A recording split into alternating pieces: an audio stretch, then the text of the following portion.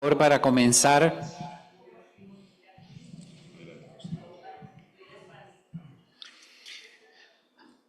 bueno, bienvenidos los que están presencialmente.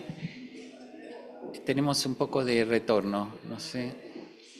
Ah, y los que están también conectados, ya estamos, Juan Pablo, ¿estamos conectados ya? Sí, perfecto. Vamos a comenzar entonces con esta última actividad del día de hoy, de este maravilloso congreso. Y la actividad que sigue es la transfiguración de lo sensible, traducción del Shantarasa Prakaranam de Abhinavagupta. Hemos escuchado hablar hoy día de este gran sabio y el doctor Zico nos va a compartir su propio trabajo y sus logradas traducciones directas del texto a nuestro español. El doctor Xicoténcatl Martínez Ruiz pertenece a la UNAM Enes Morelia, es doctor en filosofía por la Universidad de Lancaster de Inglaterra, maestro en estudios de Asia por el Colegio de México, maestro y licenciado en filosofía por la UNAM, ha sido investigador visitante en la Universidad de Madrás y en el Instituto Francés de Extremo Oriente en Pondicherry, en India, así como en Bassano, Italia.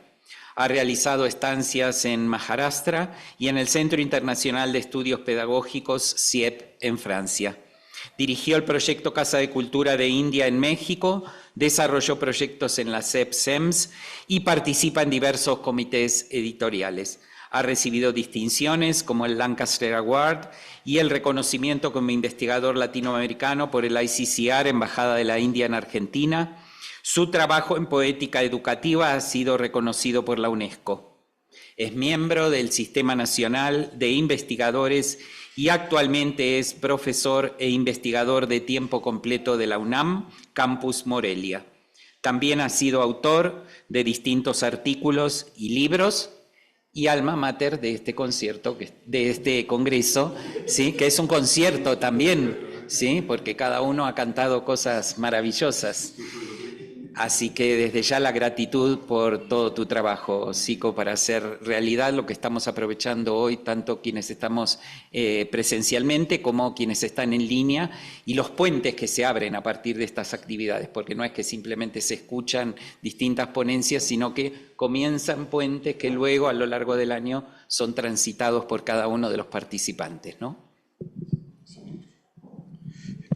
Buenas tardes a todas y a todos. Muchas gracias, Gustavo. Es decir, muy atinado, o sea, exactamente este concierto, ¿no? Porque tanto Jordi como Tatiana nos han tenido desde ayer conectando pues estos conceptos, contenidos, tradición a partir de su talento en el cello, ¿no? Entonces, les agradecemos mucho eso. Yo quiero comenzar con lo que dejamos en la mañana, ¿no? O sea, en la mañana ya dimos una introducción.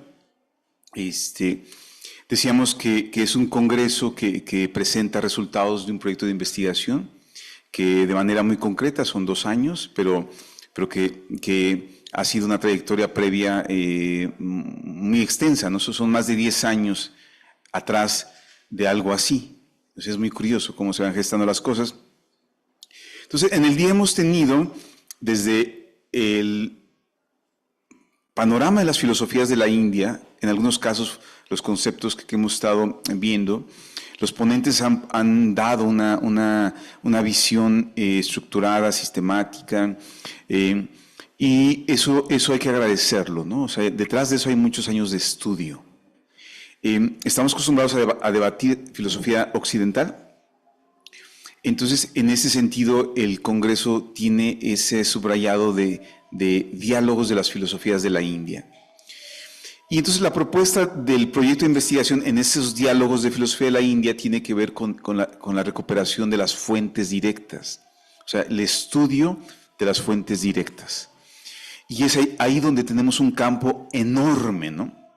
Enorme de acción que nos permite entonces presentar en español contenidos que normalmente se traducen al inglés, al francés, al italiano, al alemán, pero en nuestra lengua hay poco que está en crecimiento gracias a grandes académicos, muchos de ellos mexicanos, otros argentinos, comentábamos, españoles, y que van a ir dejando una huella enorme, ¿no?, en esto. El texto que yo les presento es un texto que fundamenta la metodología y fundamentó los resultados que encontramos, ¿no? Y ese texto, aunque soy así el nombre muy extenso, ahorita les voy a decir qué es, pero hay digamos, un subtítulo que da pista de qué vamos a hacer, y es la transfiguración de lo sensible, ¿no? Ese se lo, gracias a la precisión poética de alguna manera y la experiencia de Elsa Cross, investigadora mexicana, poeta mexicana, es un término que ella me ayudó en un sentido a afinar, para poder un poco englobar en nuestra lengua qué es esto, ¿no? Voy a presentar brevemente para poder introducir qué texto es, por qué lo estamos utilizando en la investigación de este proyecto y por qué ha fundamentado algunos elementos que ya, digamos, son nuestro posicionamiento metodológico y cómo va a ser pues, fundamentando otras cosas. Entonces, quiero dar una breve introducción porque se mencionó mucho a un filósofo, Abhinavagupta. Hagan de cuenta que es como un Aristóteles. Aristóteles lo ubicamos, ¿no? Entonces, hagan de cuenta que es un Aristóteles, pero de la India, porque abarcó gran cantidad de conocimientos, sistematizó, hizo una obra enorme. Conservamos solo una pequeña parte de su obra. Y eso que estamos hablando de que pasarían muchas vidas, muchas generaciones para poder traducir su obra a alguna lengua moderna. Entonces, lo que se perdió de él es mucho. Él vivió entre el siglo X y el XI, en la India, en el norte de la India. Y pertenece a una tradición muy interesante, que es una tradición que Federico Oliveri habló en la mañana, Gustavo Moreno también la aludió, y Oliver también mencionaron esa tradición. Esa imagen es la imagen más viralizada, está viralizadísima, ¿no? Pero es como podemos reproducir cómo era. O sea, pensemos que el autor del libro que les voy a explicar no solo era una acharya, como se llama en la India, un maestro, sino también era un artista, era un poeta.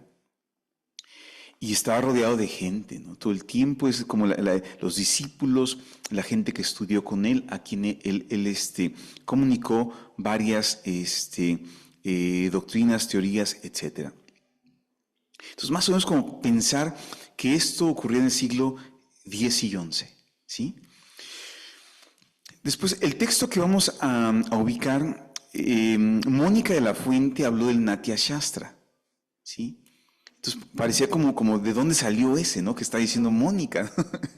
El Natya Shastra es el texto de teoría estética, teoría del arte, teoría del teatro, de la dramaturgia, que ubicamos más antiguo. Al menos en la tradición de la India, es un texto muy completo. Y más o menos podemos ubicarlo entre el 4 y el 5, pero tenemos datos para decir que desde el 2, pues 2 está el texto, ¿sí? El Natya Shastra es considerado como un quinto Veda, o un texto muy valioso en la tradición de la India. Los Vedas son los textos sagrados revelados, son 4. Entonces, la tradición ubica el Natya Shastra como el quinto Veda, los artistas, los poetas, etc. De ese texto enorme que no se ha traducido todavía completamente, solo unas partes, ¿sí? Y falta mucho por traducir a una lengua moderna. El filósofo Abhinavagupta escribió un comentario igual extenso, enorme, que no se ha traducido tampoco completamente. Conocemos poco del texto traducido del Natya Shastra y también de Abhinavagupta, que se llama Abhinavabharati.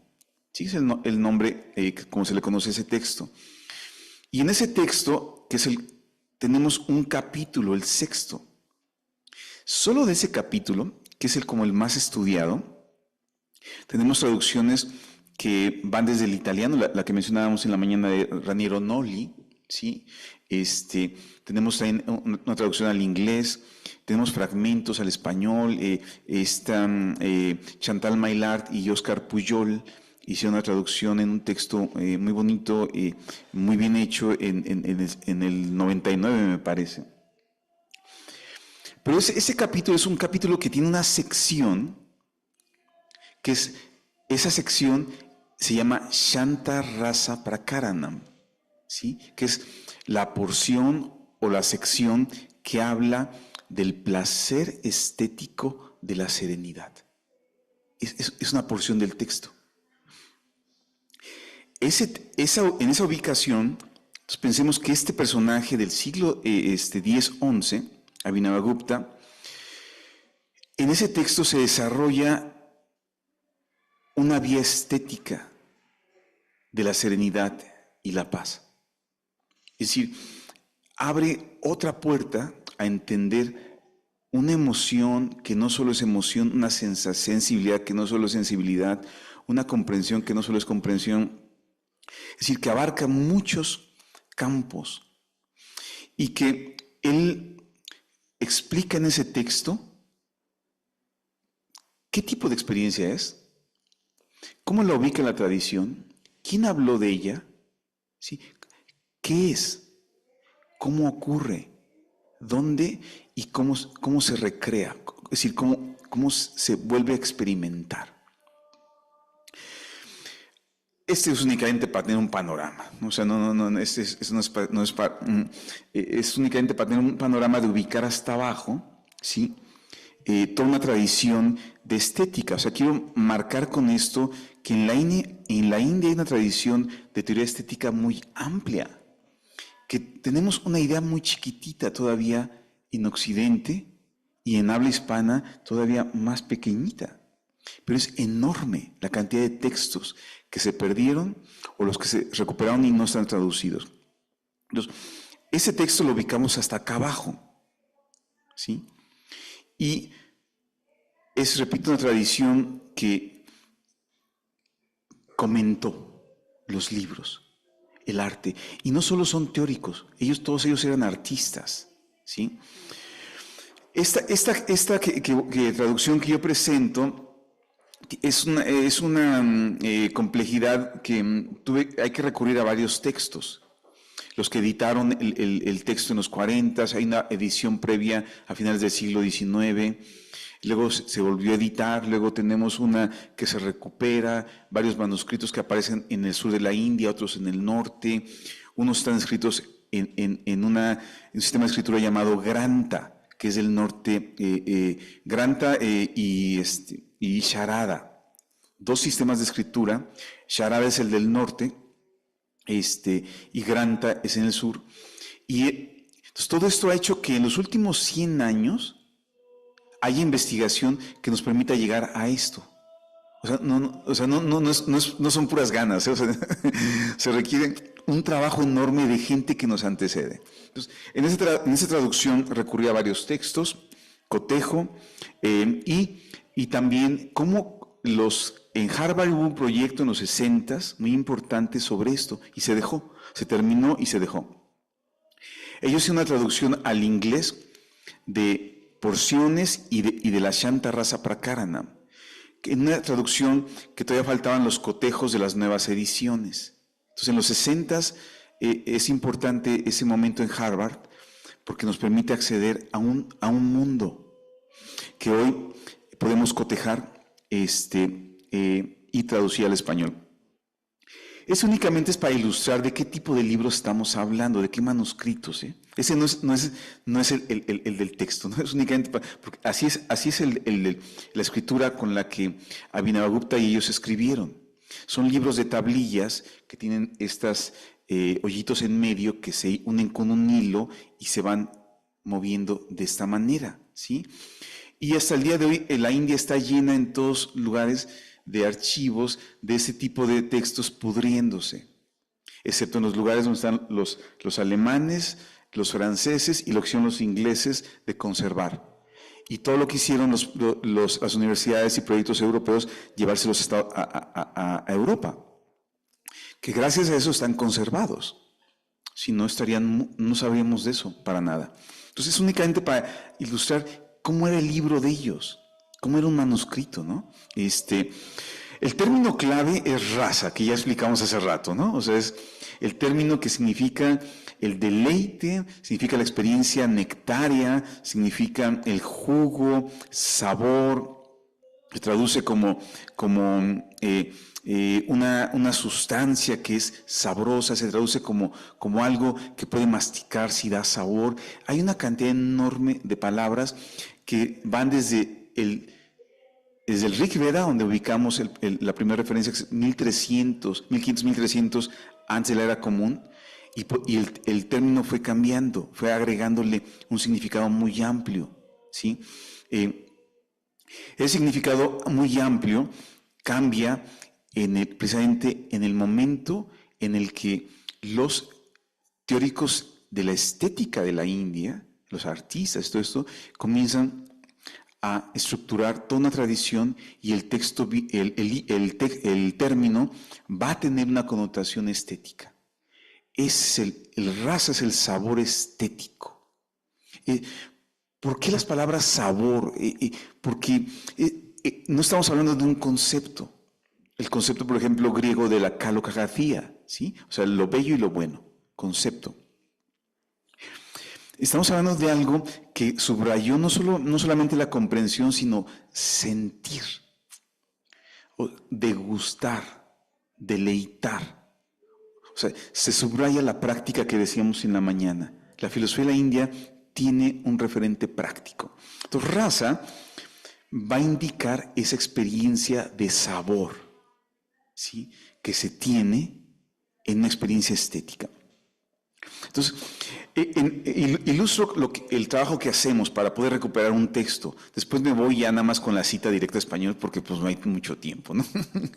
Entonces,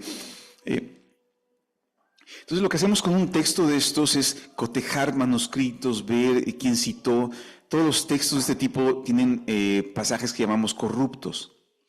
Pasajes corruptos significa que el copista quizás se durmió o se le cayó el té, el chai, y ya echó a perder ese cachito y entonces se da cuenta y pues le rellena, ¿sí?, con algo que llegó de la inspiración.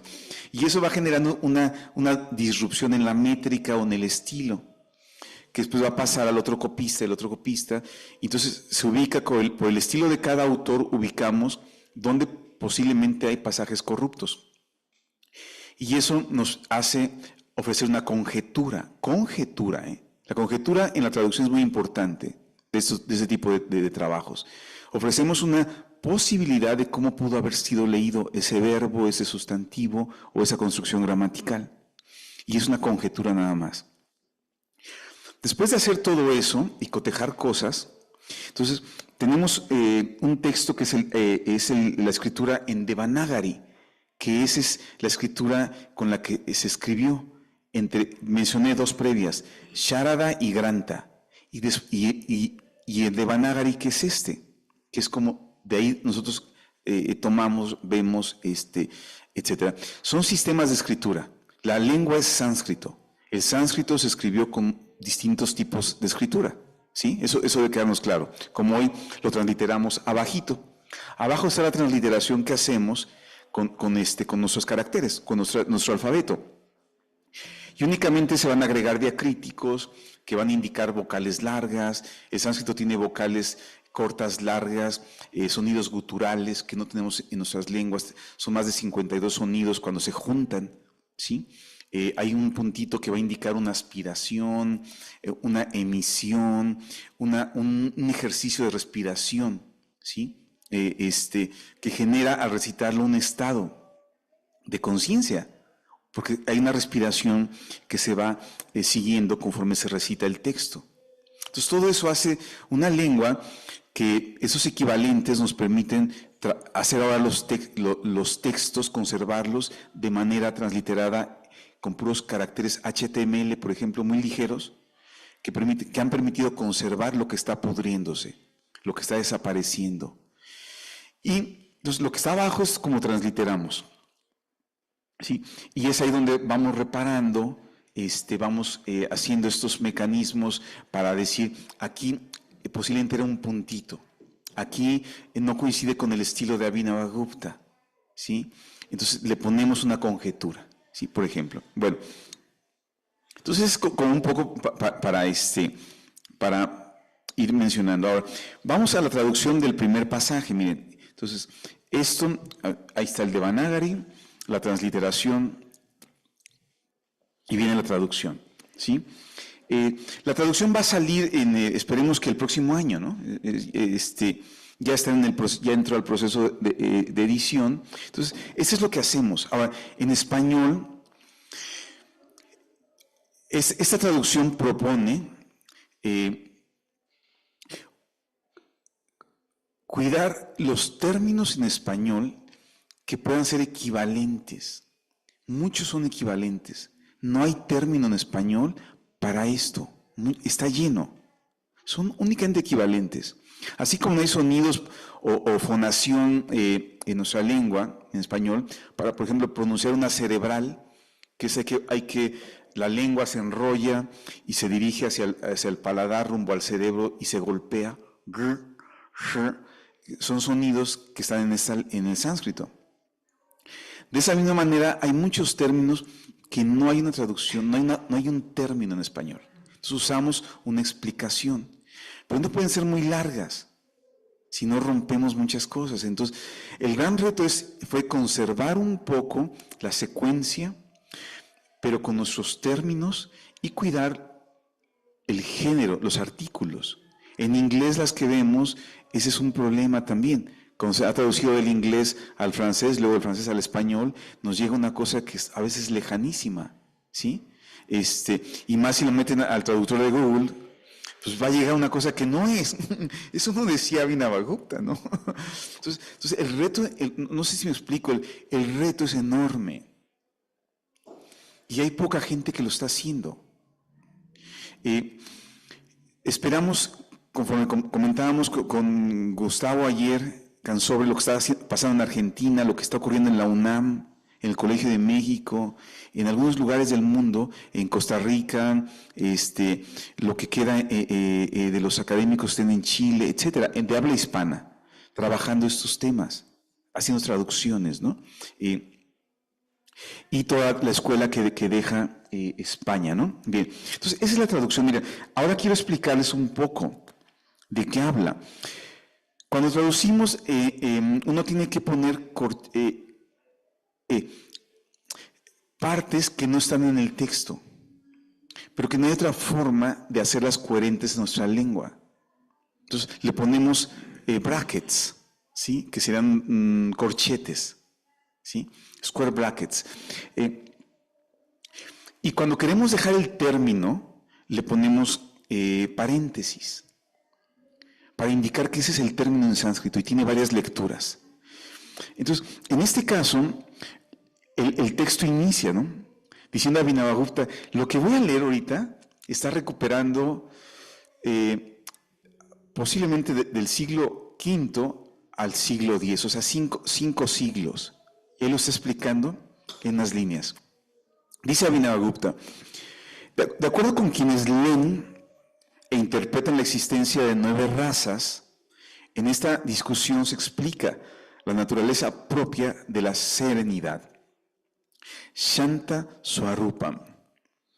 Entonces, él está diciendo, en 5 siglos, hay quien dijo esto sobre la estética y sobre una experiencia específica que es la serenidad en el campo estético. Y hay quien dijo esta otra parte. Por una parte, ellos dicen que Shama, el estado de paz, es el estado emocional básico o estallibaba de la serenidad. ¿Qué es eso?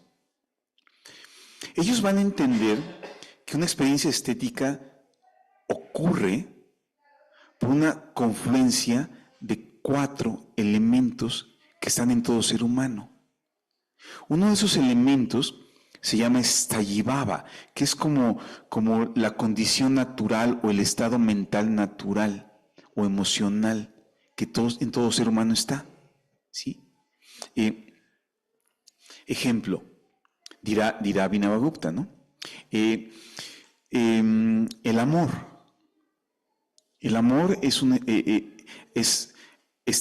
una condición, hay una serie de elementos que están inherentes, son natos, son innatos en los seres humanos, y ahí están las condiciones de esa experiencia, ¿sí? Pero el amor se puede transformar en algo estético. Todos pueden experimentar el amor, todos, dice Abhinavagupta, pero no todos podrían experimentar el deleite estético del amor, que él le va a llamar el rasa de lo erótico. Entonces, ese paso de una experiencia común a una experiencia extraordinaria es uno de los principios básicos de la estética de la India, ¿sí? Y a eso se dedicaron. En este caso, ese texto habla de cómo va lo que todo el mundo puede experimentar a algo estético, que es extraordinario y que transforma al sujeto. Entonces van a comenzar a aparecer muchos términos que no me va a dar tiempo de explicar, ¿no? Eso me disculpo de antemano porque no va a haber forma, ¿no? de resumir toda la teoría de raza, pero sí voy a hacer lo más claro. Entonces él dice, ¿no? Hay quien dice que el estado de paz es el estado emocional básico o estallivaba de la serenidad Shanta, y que su raza surge de los determinantes o vivavas. Entonces tenemos estallivavas y tenemos también determinantes, vivavas. Para que una experiencia ocurra, debe haber algo que determine, que detone. Lo que hicieron hace ratito en el taller con Tatiana y Jordi, ¿sí?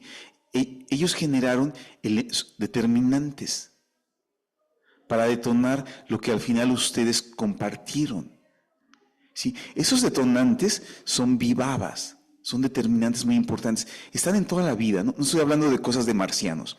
Está en toda la vida. Como son las prácticas ascéticas, ahí comienza él a introducir algo que es fundamental.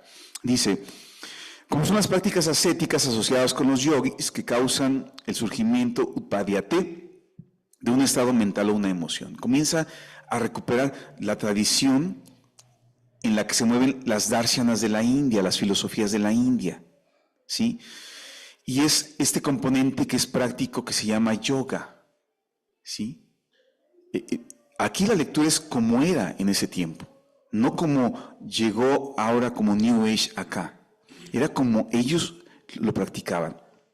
Entonces, ahí en ese caso comienza a decir, esto está asociado con una transformación más profunda de la persona, que está asociada, ahí lo pone como Descartes, como Descartes en las meditaciones metafísicas que está haciendo en la primera y la tercera, en la segunda está haciendo como un recuento, yo no sé, voy a dudar de Dios en la tercera, dice, dudo de Dios y no existe, entonces ya comienza a recuperar, ¿no? O sea, nunca duda realmente de Dios Descartes, pero hace el mecanismo metodológico para decirte, y si comienzas con este mecanismo metodológico, ¿a dónde te conduce?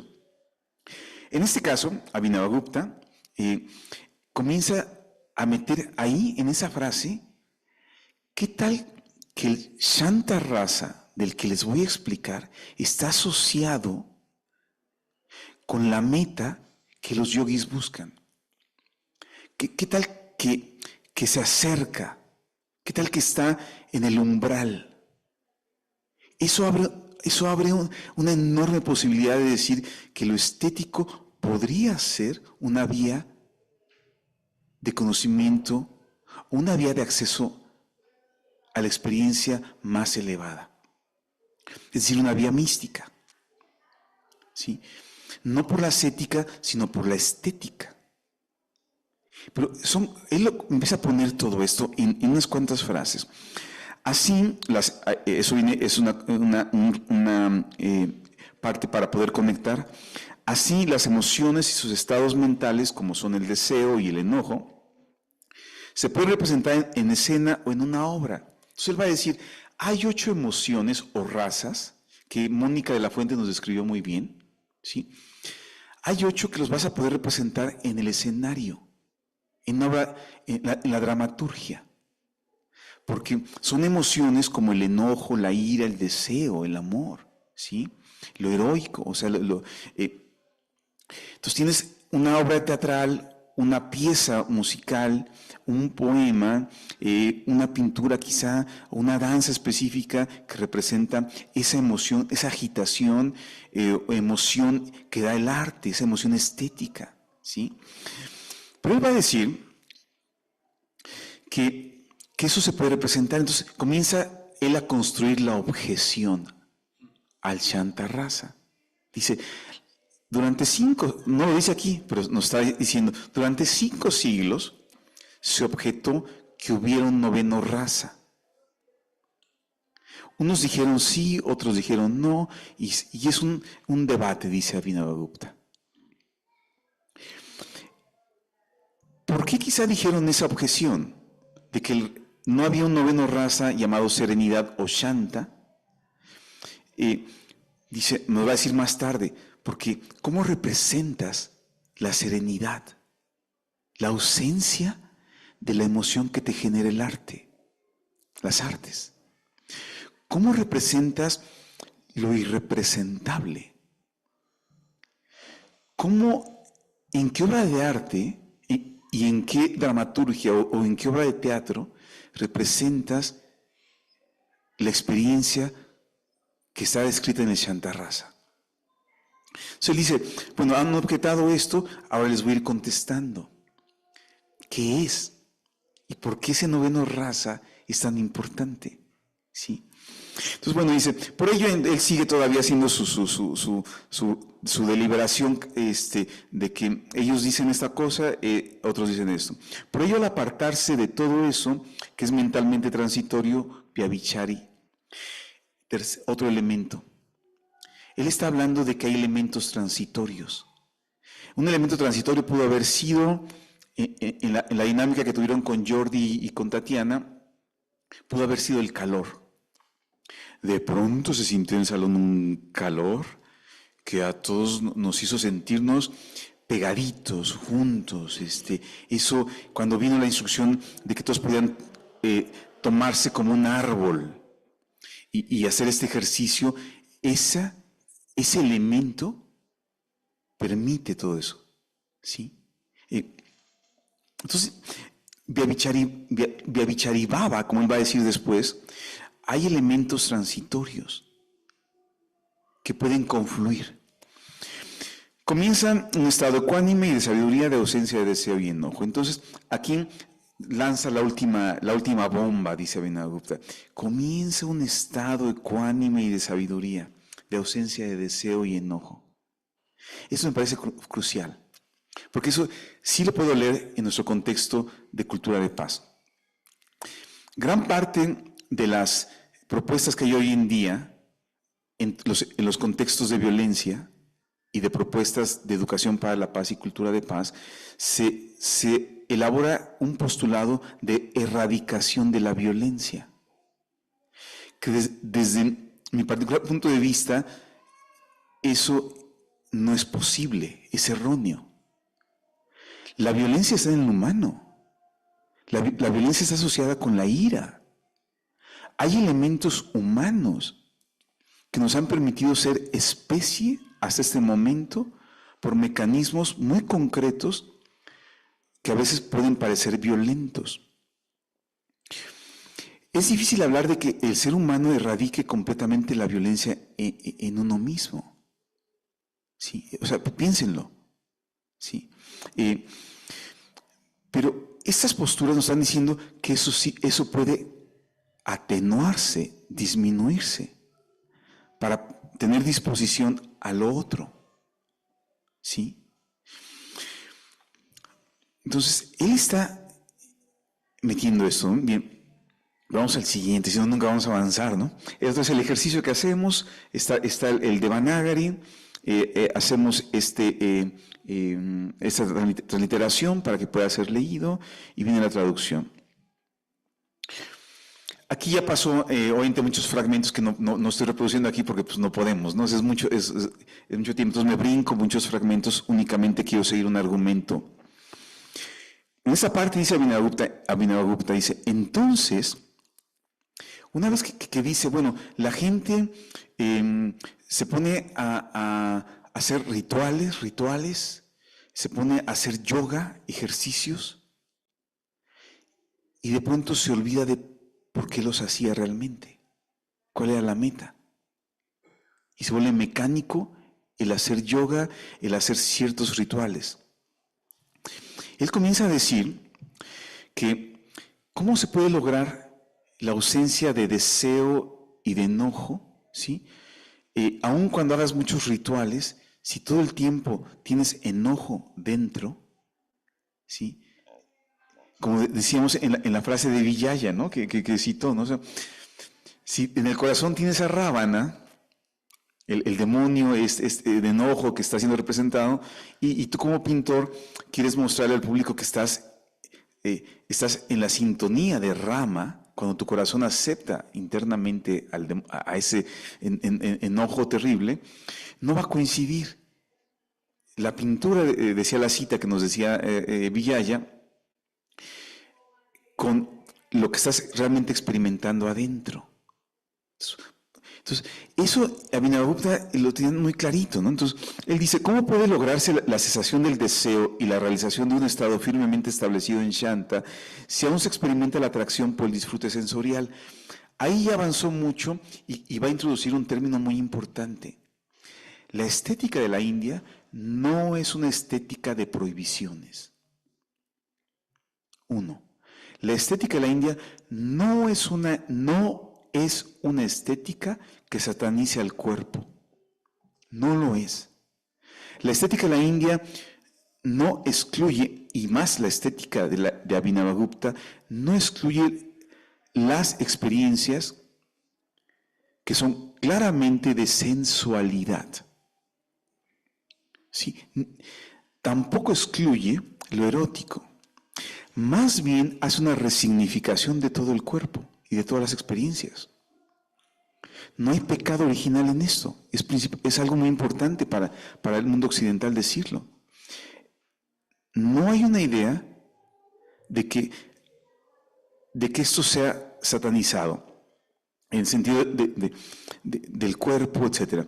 Lo que él está diciendo es que el gran problema no está en experimentar esa sensibilidad, sino en que tú esclavices mediante el apego a tu mente, a tus sentimientos, tus emociones, a algo, al disfrute y la recompensa de ese disfrute sensorial. Espero explicarme, porque esa es la clave. Uno puede disfrutar esa sensibilidad estética sin estar apegado. Ese es un cambio radical. Y ahí ellos utilizaron la palabra vairagya, desapego. Más abajo dice, voy a regresar a esto que me parece que es clave y no pretendo que quede claro a la primera, es algo que requiere más tiempo. Dice más adelante, no es por medio de la completa inactividad, que es otra cosa. Él ya está replicando a todos los que dicen, es que Shanta y Shanti, si la paz y la serenidad, son inactividad. O sea, esa idea es una idea de pacifismo ingenuo, la que decíamos en la mañana. Él está diciendo no hay inactividad. Aun cuando experimentas la serenidad, todo sigue activo. Y pone los ejemplos clásicos. Cuando te vas a dormir, tú crees que estás completamente inactivo, dentro de tu conciencia está trabajando, tu cuerpo. Cuando alguien se desmaya, sigue respirando. No hay inactividad en Shanta ni en Shanti. Es otro tipo de experiencia. Entonces él continúa, ¿no? Dice él, ¿no? No es por medio de la completa inactividad, akinchit karatvat matrena, que se forma a alguien en los medios hacia el conocimiento de la verdad, tattvang jnana upaye. Entonces, ahí también vemos la vena de Abhinavagupta de ser un filósofo que apuestan también por la vía intelectual, es decir, revisa las cosas. O sea, no tengas fe ciega. O sea, sé incisivo, sé analítico, metódico, aunque seas sensiblemente alguien dispuesto a disfrutar de la sensibilidad pura. Sí. Pero el entendimiento es muy, muy importante para ellos, ¿no? Entonces continúa.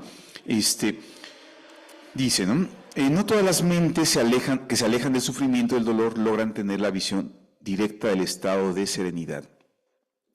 Aquí le está respondiendo a objeciones que él mismo pone, que está recuperando siglos, que dicen, ¿y qué hay de todos los que se alejan del sufrimiento y el dolor?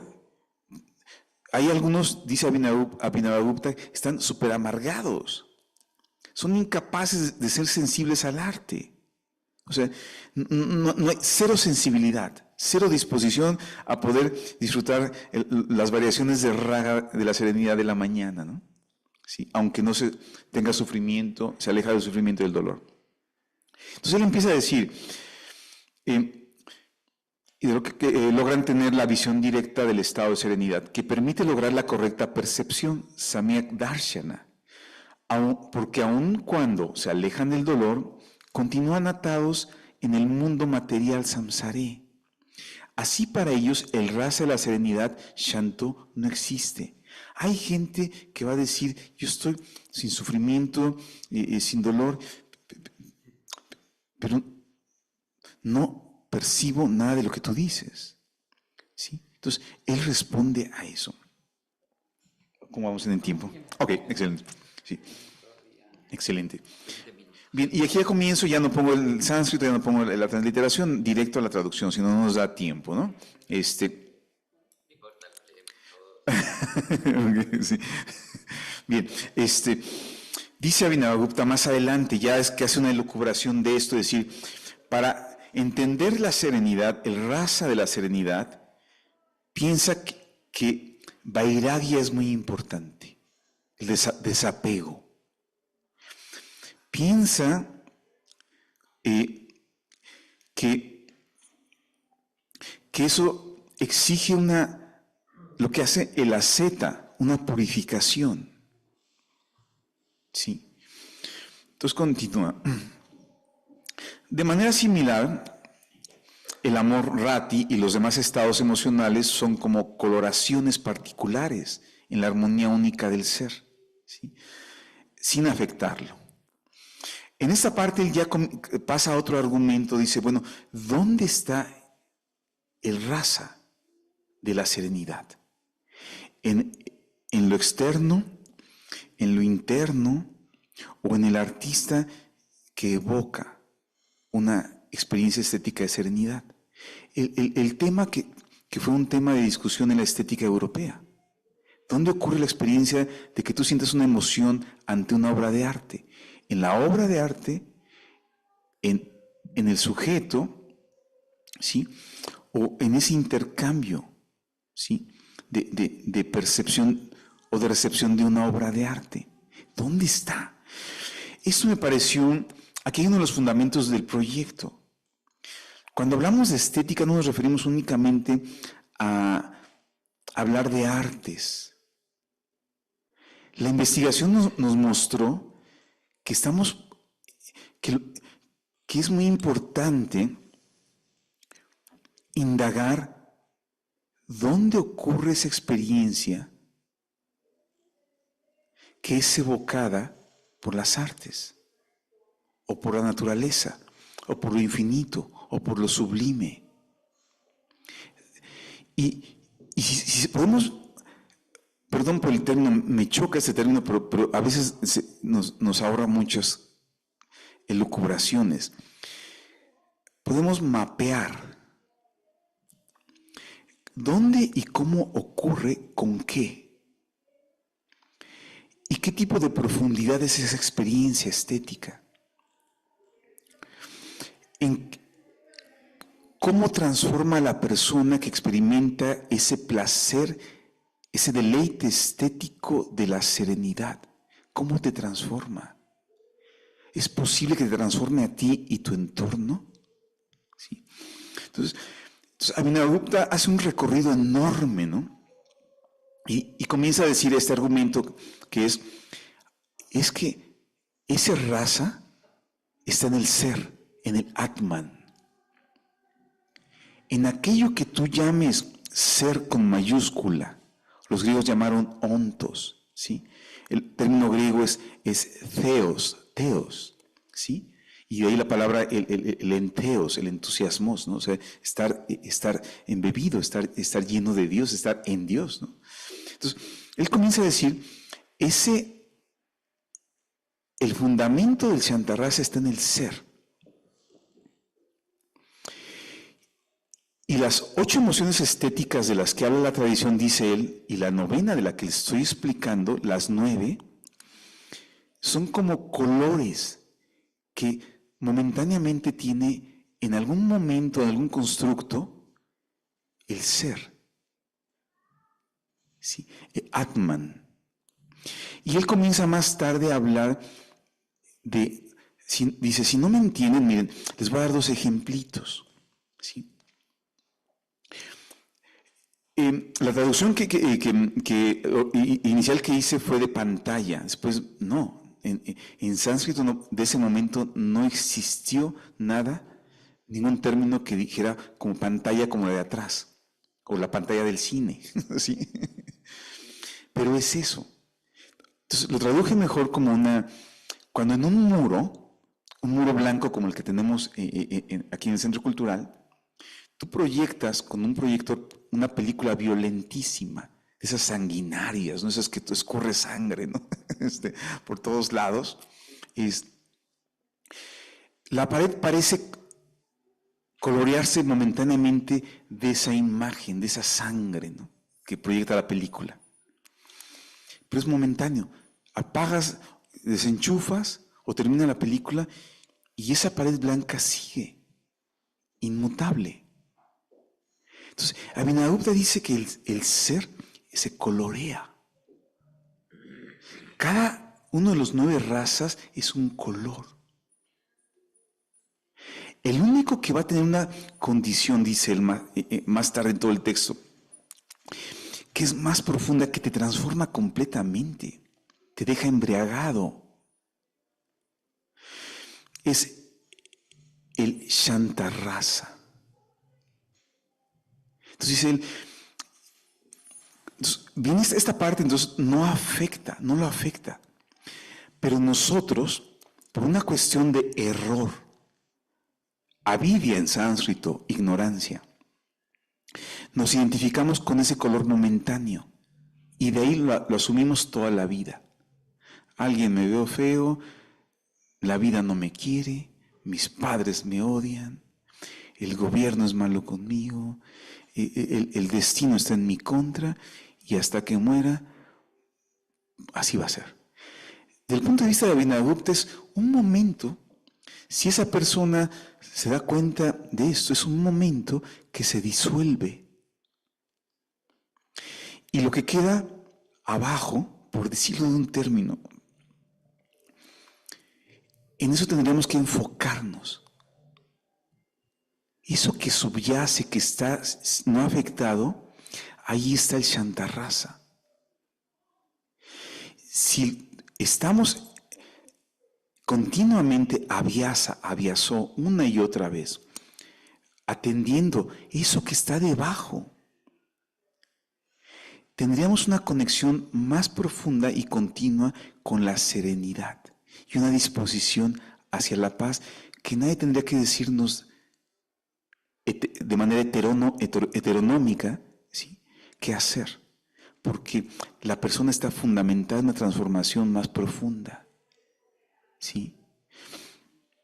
Entonces, él continúa, ¿no? Sí, ya sabía. Ok, entonces me voy a poner aquí y únicamente me voy a ir directo. Entonces, él comienza, en este momento, como vienen, son tesis muy fuertes que involucran epistemología, ontología, metafísica, soteriología, lógica, ¿sí?, estética, lingüística, o sea, historia de su propia tradición. Entonces, él comienza a citar a las autoridades previas. Y uno de ellos es los Yoga Sutra de Patanjali, que está ahí. Entonces, él dice, como está dicho ahí, ¿sí? Entonces, ahí ubicamos, si es el Yoga Sutra, ubicamos que sí es, entonces se coteja ese sutra que está traducido en otros libros, está muy traducido ese texto, y cotejamos si efectivamente es aquí inicia, aquí termina la cita.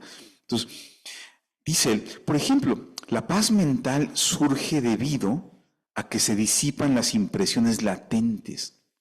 Prashanta Vahita Samskarat. O sea, la paz mental que estás anhelando toda la vida, hoy cuando llegues en la noche, que tu día fue terrible o lleno de placeres, o estás agitado igual, agitada, y buscas esa paz mental, surge cuando se disipa la impresión que dejaron las experiencias del día. Las disipas y queda esa pantalla blanca, ese muro.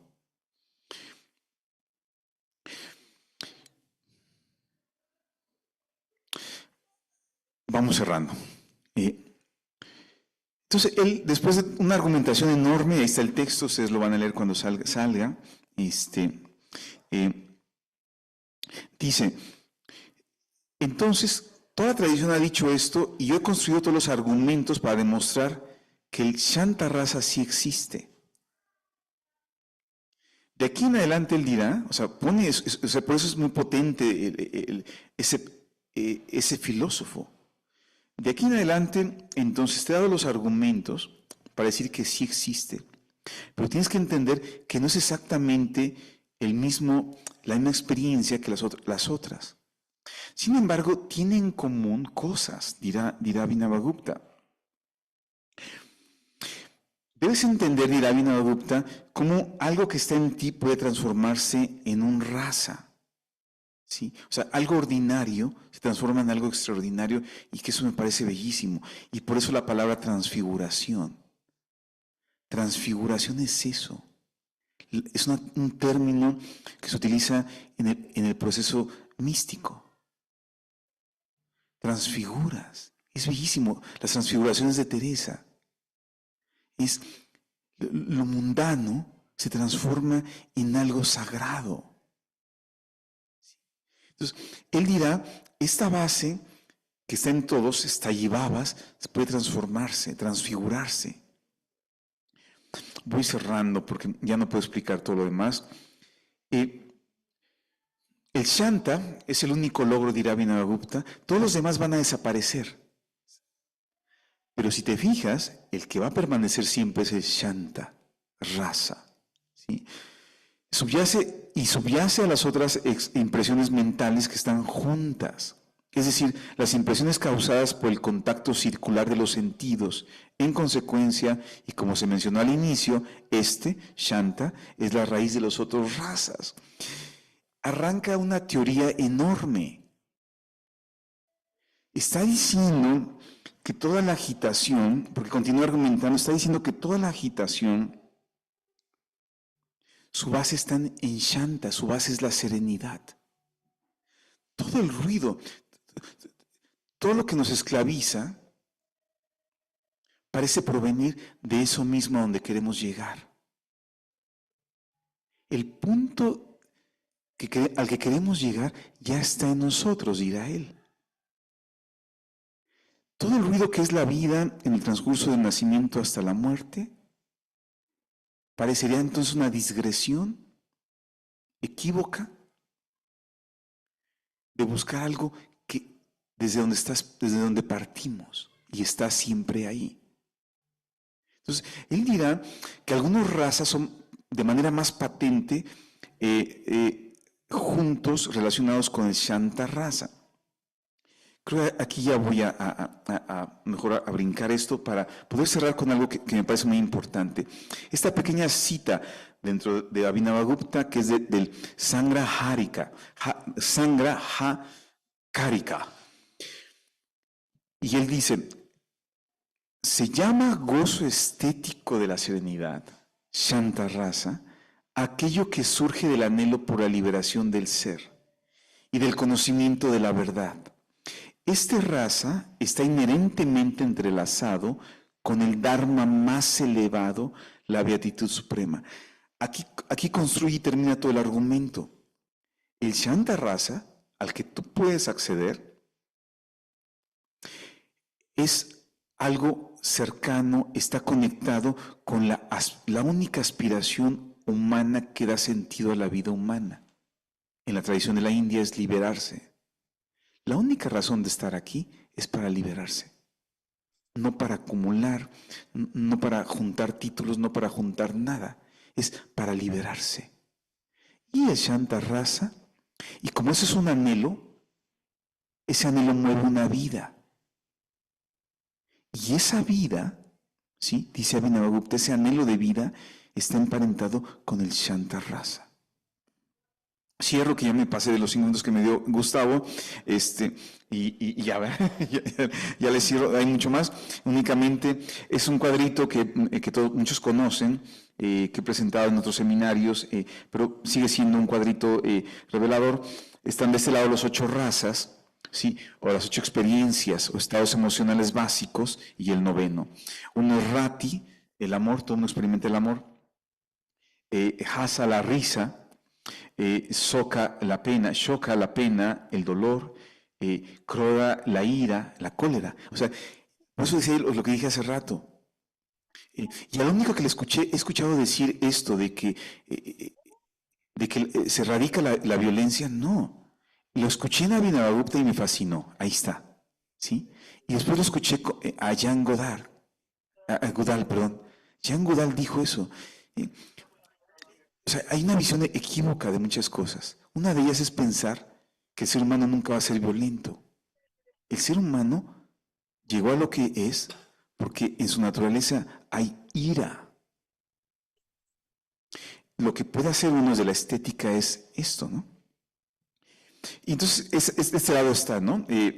Utsaha, fortaleza, Vaya, el miedo, Yugupsa, aversión, Visvamaya, el asombro, Shama, la tranquilidad. Esas son experiencias que todos ahí transitado nuestra vida normal. Aunque no hayan venido al Congreso, es la vida, aunque vivamos en algún momento, en otro lugar del mundo, ahí está la vida, dirán ellos, esas 9 emociones. Pero esas 9 emociones se vuelven estéticas. Y eso es lo que hemos querido comunicar. Cada una, entonces está la otra columna donde dice raza. El amor se puede volver sringara, lo erótico. El hasa se puede volver hacia lo cómico, karuna, el sentimiento, es decir, lo patético, el patos. Patético aquí es de patos, griego, sentir. ¿Sí? Raudra, lo furioso. O sea, no está excluyendo las emociones. ¿Sí? O sea, cuando hablamos de un pacifismo ingenuo, estamos replicando eso porque habrá algo de furioso en las personas, de ira, de cólera. ¿Sí? Bueno, entonces de ese lado están, todo esto va a estar, repito nuevamente, publicado, gracias a la UNAM, que nos permite publicar y ponerlo abierto a todo el mundo y que sea utilizado. Aquí le dejo, muchas gracias.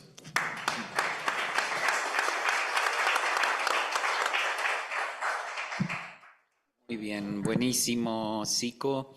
Y tenemos todavía un rato de tiempo, así que queremos dar lugar a quienes tengan preguntas, tanto a los que están presenciales como a los que están online. Así que ya tenemos allí una. Bueno, muchas gracias por su ponencia. Yo tengo una pregunta. Usted comenzó diciendo que ya habíamos hablado bastante de la filosofía de Occidente, ahora hay que hablar de la de Oriente. Pero creo que a veces es un poco imposible porque como que van a la par. Porque, por ejemplo, en la última tabla, yo estaba pensando estos 8 santas. Emociones. Ajá, esas 8 emociones se relacionan muy bien con las categorías estéticas. Y las categorías estéticas se ve en la filosofía de Occidente. Entonces, por ejemplo, a la pregunta, ¿dónde se manifiesta en el artista, en la obra, ¿no? Entonces, como que las emociones provocan que se crean obras relacionadas con alguna categoría, pero a su vez alguna categoría que esté representada en alguna obra provoca esa emoción en el espectador, que venía siendo ¿cómo se llaman? Los que, ajá, lo que provoca. Entonces, como que se entremezclan también y van a la par. Pero ay, ya se me olvidó. Sí, como que eso va muy de la mano, ¿no? Sí, sí, sí. Y entonces en ese sentido no podemos, o bueno, sí se separan, pero a la vez guardan cierta relación una con la otra. Y ya recordé, de ahí a la primera parte de las primeras, cuando decía que lo bello no produce, no podemos un corazón bello no puede apreciar lo bello, pero yo no estoy muy de acuerdo, porque precisamente, o sea, a lo mejor uno tiene ansias de lo bello y está con la sensación de la tristeza, el enojo. Entonces, necesita contemplar lo bello para transmutar y para hacer ese detonante y entonces, no sé, como llenarse de eso, esos motivadores, ¿no? Porque si ya lo tuviéramos, ¿qué sentido tendría buscarlo? A lo mejor sería como ese perfeccionamiento, pero la idea es, yo carezco de algo y quiero aprenderlo, quiero mejorar. Y en ese sentido, no cabría esa posibilidad de que ya uno lo tiene, ¿no? Gracias. Dice que hago. Fondo Gracias. Tenemos que unas 3 Ok, intervenciones perfecto. y luego respondemos. ¿Alguien más?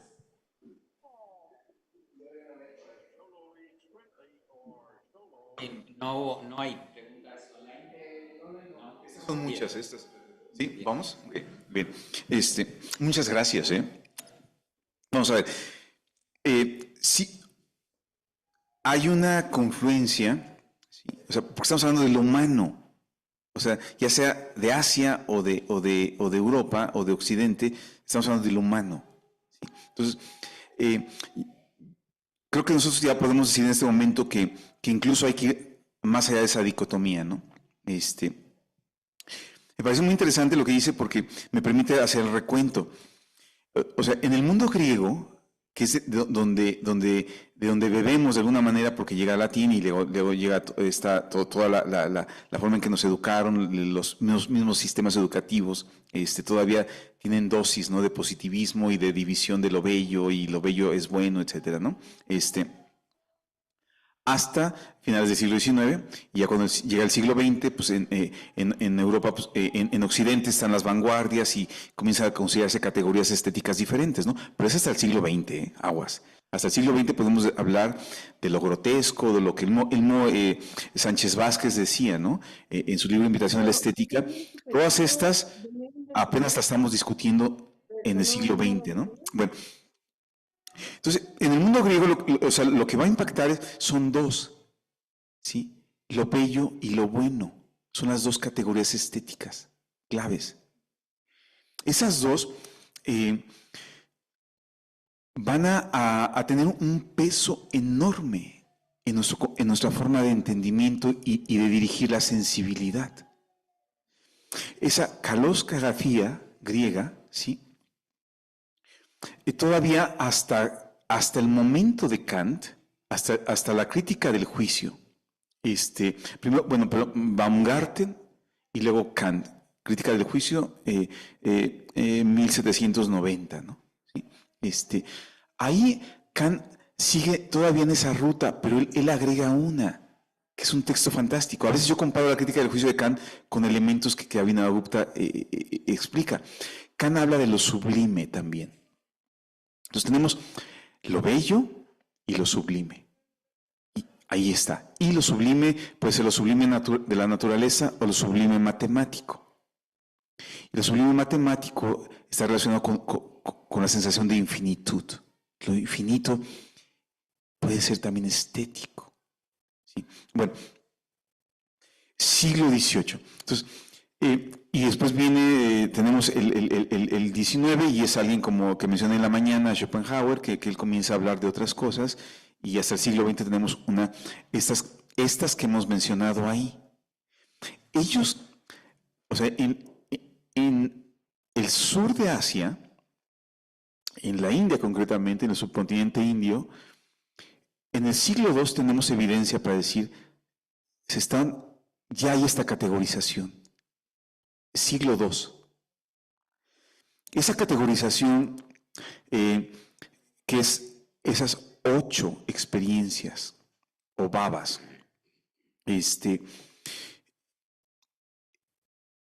hacen que a partir de ahí se construya una teoría estética muy compleja, pero que va a trascender una dicotomía. De hecho, la belleza, si usted se fija, no hay belleza.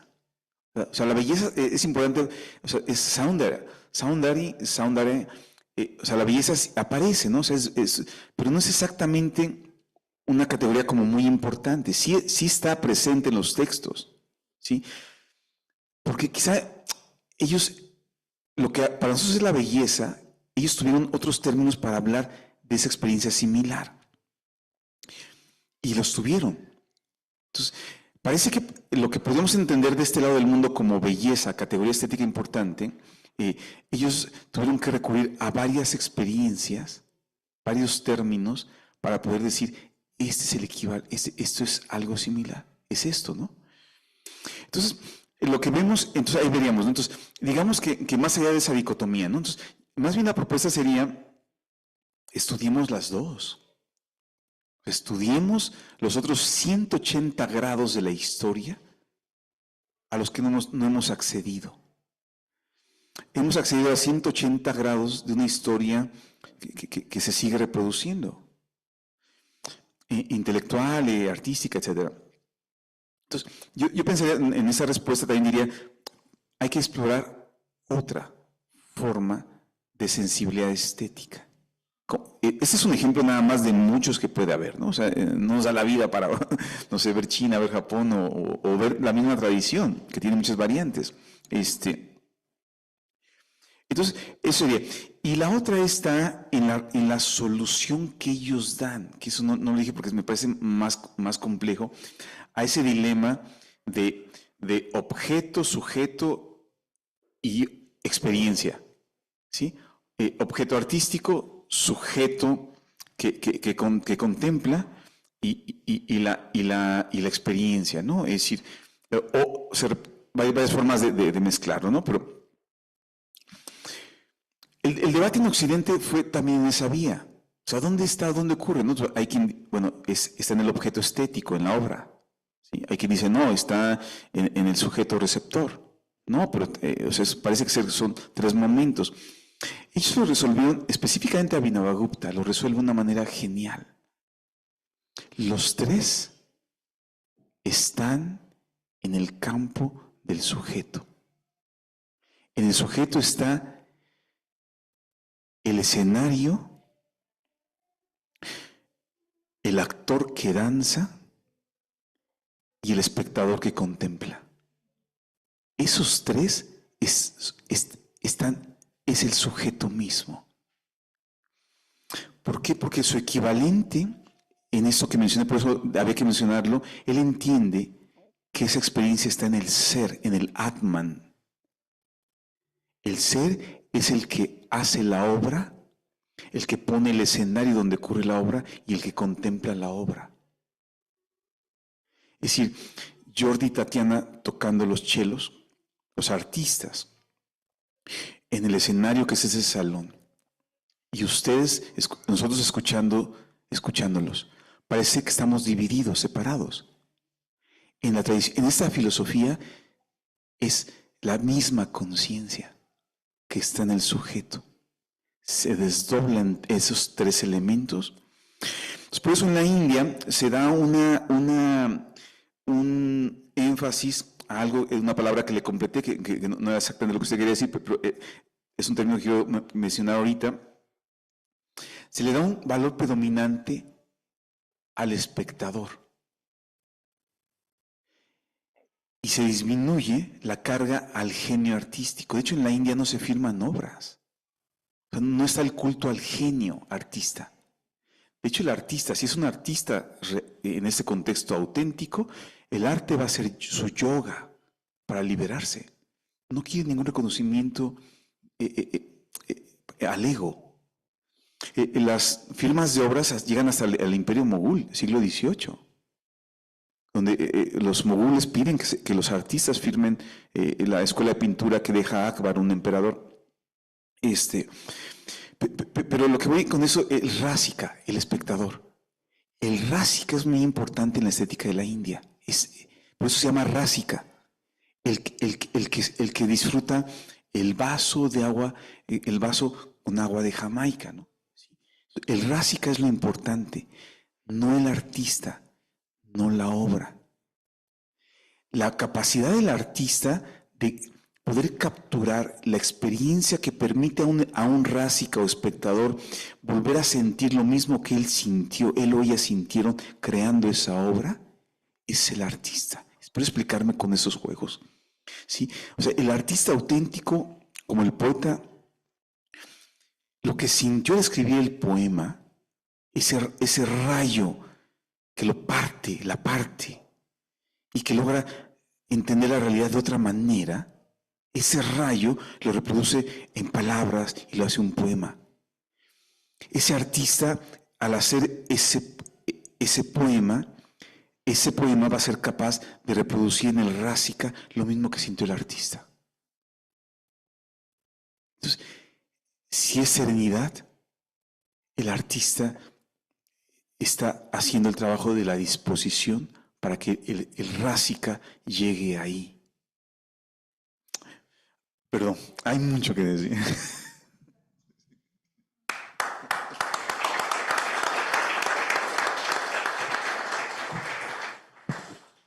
Como hay mucho para decir, hay que seguir escuchando y viniendo al Congreso porque esto no termina. Mañana justamente arrancamos con la música en el camino hacia el Yantarasa, así que y todas las temáticas que siguen y las presentaciones que siguen tiene que ver también con todo esto de lo que Sico tiene ganas de seguir hablando y que vamos a seguir justamente compartiendo para eso este congreso. Así que recuerden mañana, tanto los que vienen presencialmente como los que se conectan, a las 10 de la mañana de México para los que se conectan, arrancamos y luego seguimos a lo largo de todo el día con diversos planteos, pero que como vemos, aún en su diversidad, están todos enfocando radialmente a ese centro que nos convoca, que es la experiencia de la serenidad como algo propio de nuestro ser, en un mundo en el que se nos dice que vamos a hacer en la medida en que tengamos y cada vez se nos crean necesidades artificiales para sentir que todavía no lo tenemos